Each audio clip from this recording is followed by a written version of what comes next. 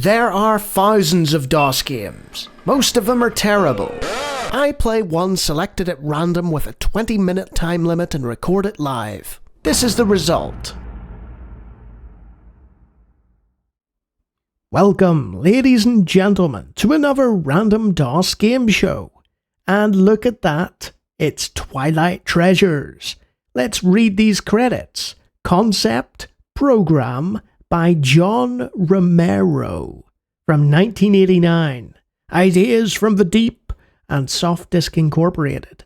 So, this was pre-Wolfenstein 3D, this was pre-Doom, and let's just hit help. So, we just missed a pile of special keys, but that's all we've got.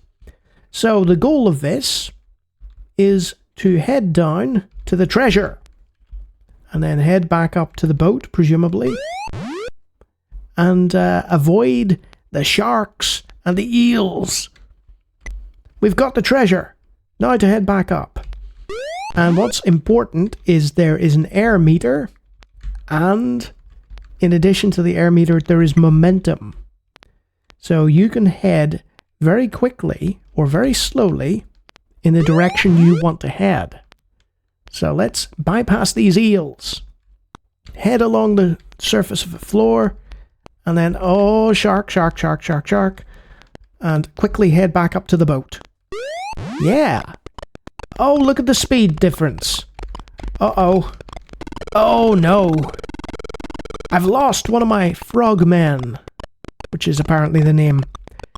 And you can see similarities between this and Frogger. Yes, the mine kills you, the old World War II mine. You do not want to hit one of those, and you don't want to get eaten by a shark. So by level 5, there is a serious spike, and you can head up to the surface to get more air. There doesn't appear to be a timer either, so you've got a sort of degree of freedom to sort of observe the pattern and pick the moment. I didn't pick the right moment. That's not good. That's not great. Can I wrap around? That's a good question, actually, Lawnie. With my last frogman, I'm going to see if I can wrap around. No. So the enemies wrap around the screen, but you do not. And this level may have scuppered me. We'll see. Oh, I managed to get to the bottom. Okay. I've got the treasure, but air is running out. Get up there, yes! Okay, get to the boat. Okay.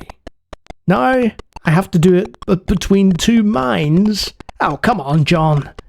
What an escalation in difficulty. This man will never do anything of note. Game over. And that's it, really. I mean, I'm just going to jump in again and play the first levels, because they're fun, they're nice and easy. Even Lawnie can do them. He says about to die. Yeah. Twilight Treasures is a game that I assume has largely been forgotten about, because I certainly don't recall ever seeing it.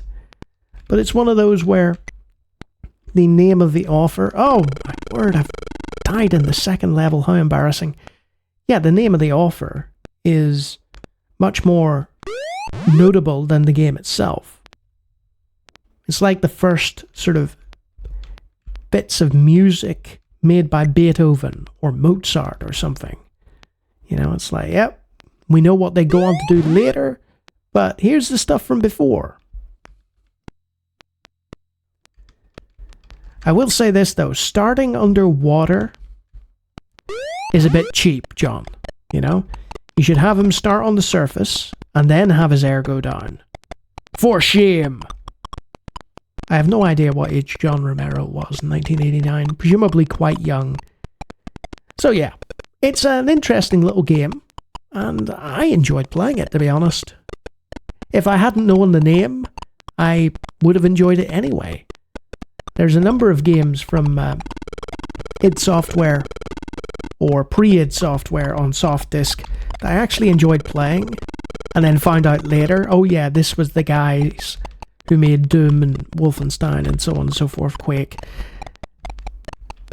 I don't know if you'd call it juvenilia, but yeah, somebody was clearly inspired by Frogger and various arcade games. And yeah, quite fun. And if you like me talking about random DOS games, I do it all the time. Feel free to take a look at hundreds of other videos. And if you like what you see there, you can always subscribe. And if you can make it past the 6th level of Twilight Treasures, you're one of my skillful diving patrons, who could grab a snorkel and enter shark and eel infested waters without worrying about a thing. Look at those great names. So yeah, it beeps and boops in all the right places, it has a nice CGI colour palette, and it is programmed well, and I like the momentum, though the difficulty spike after level 5 was significant. Not a bad little game. Until next time.